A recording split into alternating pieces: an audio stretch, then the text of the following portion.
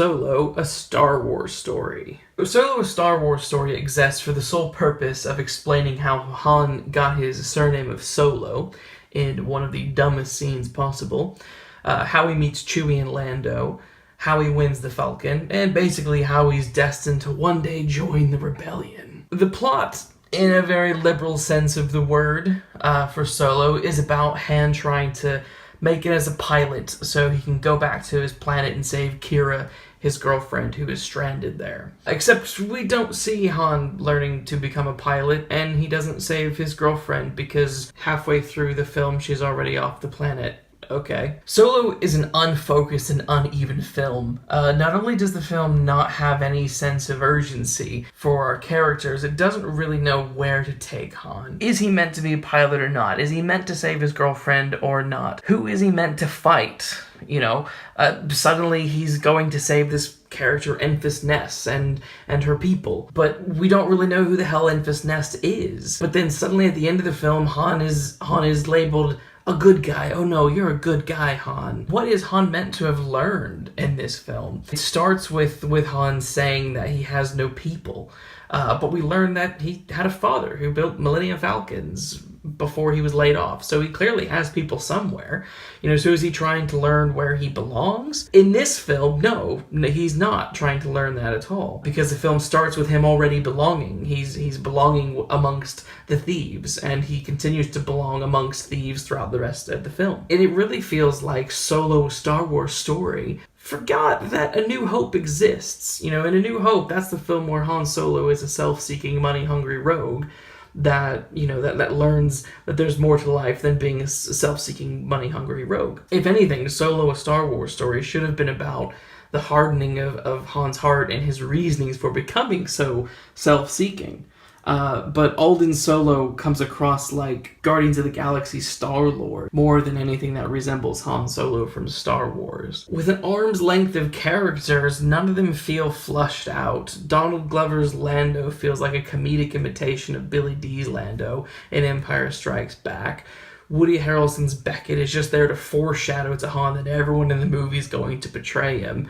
Emilia Clarke's Qi'ra, Tandy Newton's Val, Jon Favreau's Rio are also individuals who are in the film, but I don't care about any of them, and they add very little to nothing at all. There is no connection with any of the characters. Not only is the chemistry between actors non-existent, audience connection with the characters isn't there either. I didn't care or feel anything when the character of Val died, or when Rio died, or when Beckett was left alone because all of his people died, leaving him just with Han. I didn't care. I didn't feel anything. I didn't feel any connection to any of these people that should elicit some sort of emotional response from me. I felt nothing. Was cold. L3, the cool new droid, is a very bad joke. Best thing about Rogue One was Andy Tudyk's K2SO.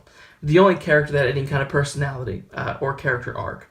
The worst thing about Solo is probably L3. Lucasfilm and Disney clearly believe this character is progressive, when really it just comes across like it's a troll on SJWs. It's a confusing as hell character. I don't really know why it's in the film. I don't really understand its message. It's very bizarre and just doesn't fit anywhere. You cannot take this character seriously at any point. L3 really is the new Jar Jar. Visually, the film is awful to look at. It's dark, murky, awkwardly lit, and feels like you're watching it through dirty toilet water. The dialogue is hammy and forced. It's not just on the nose at times. It's as if someone took a sledgehammer and smashed it into the nose, obliterating it.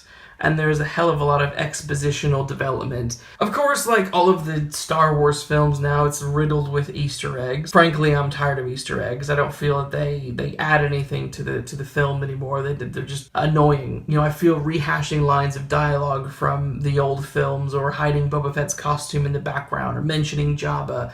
It's all been done before. I don't need it anymore. We all know the Star Wars universe in and out. But the worst Easter egg of all isn't the return of Darth Maul, which is hilarious, by the way. It's the Emperor's March theme playing during the Joy the Empire ad at the beginning of the film. I laughed and cringed so hard at that. It was just utterly absurd and bizarre to have that in there, it really pulled me out of the film. Ultimately, the problem with all of these new Star Wars films is they favor big spectacle over interesting character development. They don't care to take anyone on a journey. They keep the characters as they are from the start to finish. In The Force Awakens through to The Last Jedi, Rey is Rey. She doesn't change. Finn is Finn. In Solo, Han is exactly the same at the end. He didn't grow. He didn't change. He just remains a good guy who thinks he's bad, but he's so good. The mere idea of him being bad is like, oh, how precious. And this version of Han is just completely unlike the version of Han in Star Wars. This version of Han doesn't shoot first, unlike Han Solo in Star Wars, who most definitely did shoot first. I would give Solo a solid D+. It's riddled with cliches in both dialogue and action.